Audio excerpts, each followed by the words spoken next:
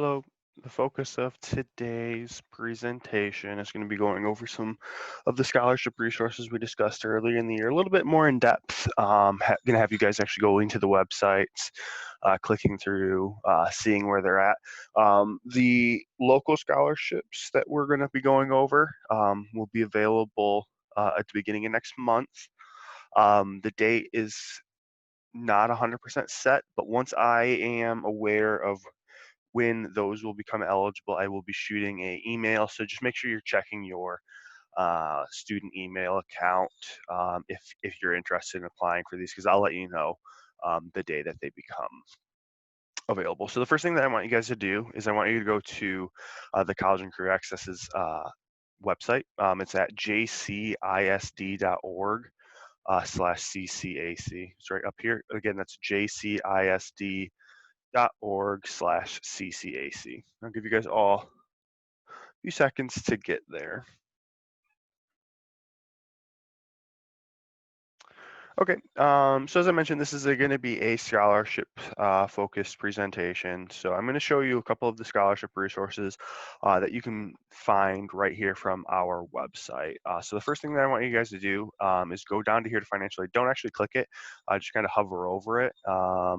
And there's the main two that we're going to focus on are going to be the monthly scholarship and scholarship resources. But if you are somebody who's looking at doing the skilled trades, I want you to look at the scholarship resources here rather than the one above it. So the first thing I want you guys to do is I'll click on the monthly scholarships.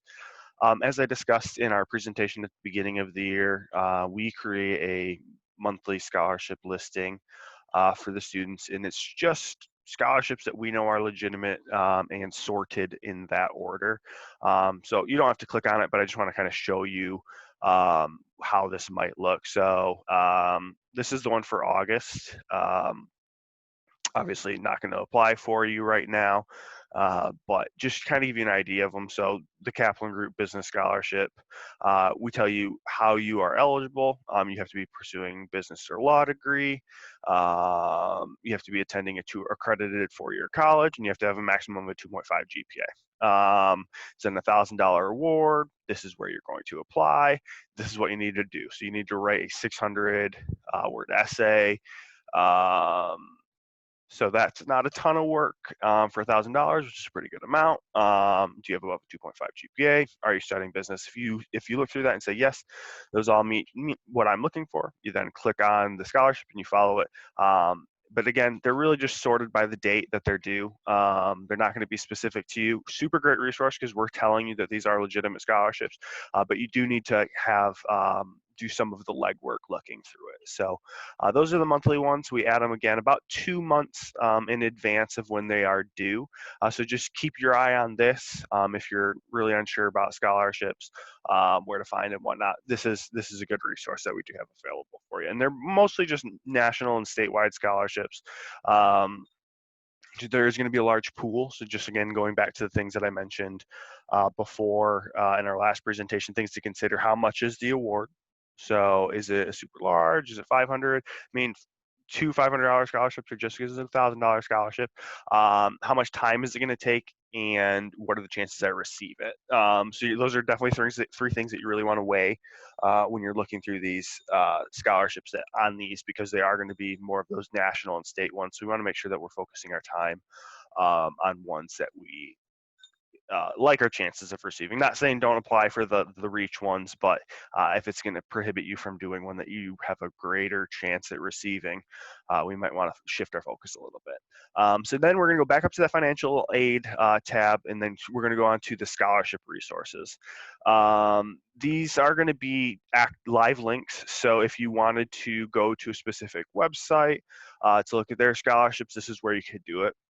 I want to focus on some of these scholarships down here at the bottom, or excuse me, scholarship resources down here at the bottom, um, to encourage you that if you are somebody who is going to take the time to apply for a lot of scholarships, to create an account in one of these. There are a lot of different good resources. You can pick or choose the one that you think is right for you. Some of them won't be good for you. Like I wouldn't use the master's in accounting because you're not working towards a master's in accounting. The one that I have the most experience with is FastWeb, so I'm just going to pick that one. You don't have to pick this, but once you click on that link, it's going to take you to that new website, and here you'll go in and you'll create an account.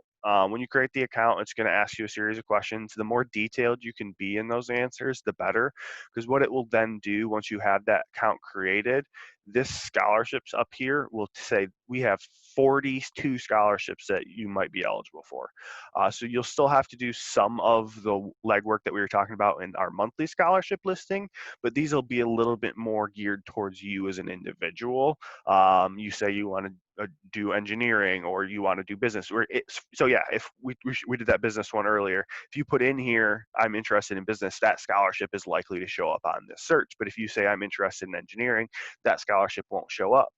So it does some of the work for you. You still have to go through and then filtering some out. I know last year I had a number of students who did this that said they wanted to go to Western Michigan, and it populated all of the scholarships for incoming undergraduate students from Western Michigan. So they had to then find the one or two that applied directly to them as students. So really great resource. I would not encourage you to create an account at FastWeb, an account at CapEx, and an account through MI Student or whoever it ends up being, just because they're going to have a lot of the same scholarships, a lot of emails. We want to just kind of focus the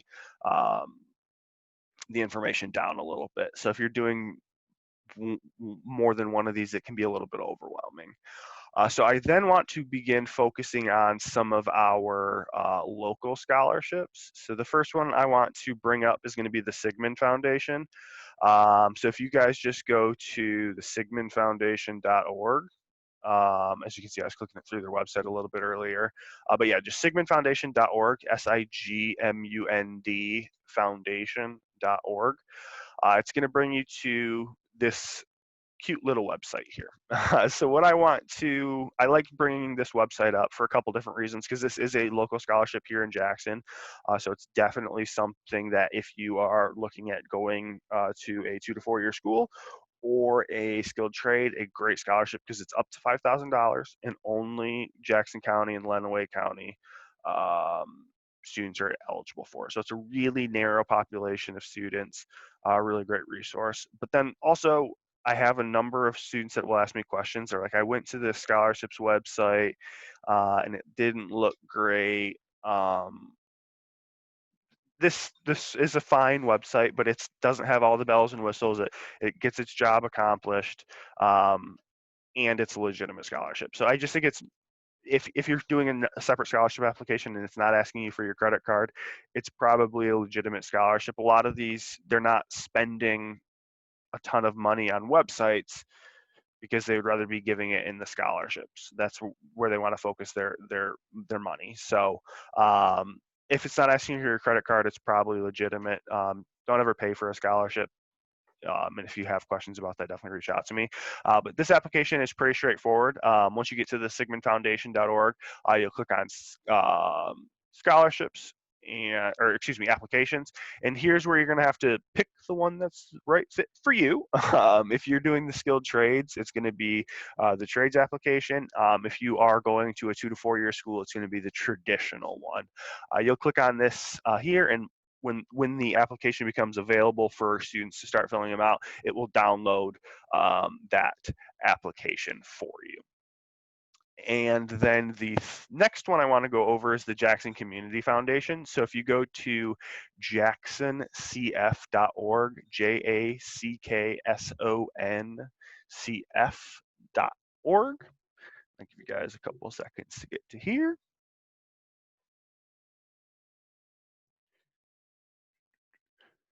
Okay, so this is another one of the Jackson County scholarships that I want you guys to remember. There's a couple different ones that I'm going to bring up in here. As a reminder, there is a one application for the Jackson Community Foundation scholarships. There are 35 different scholarships available, and you can apply for up to 5 of them at one time. Super great resource. When you get to the Jackson Community Foundation, you're going to go over here to scholarships. Don't click on it, but I want you to do scholarship resources. It's going to take you to this website here, the Jackson College, the College and Career Access Center, MIS CARE Scholarship, and then the Sigmund Foundation one. So if you, for some reason, lose the Sigmund Foundation scholarship, can't figure it out, this is here. But if you go back up to scholarships here, and we're actually going to click on scholarships this time, it's going to take you to this page here. This is where you'll actually begin starting your application. The first one I want to re-bring up is going to be the Meyer and Lois Franklin Scholarship. I mentioned this at the beginning of the year. This is a $5,000 scholarship, or up to $5,000 scholarship for students who are either doing the skilled trades. It's a really great scholarship, or going right to college.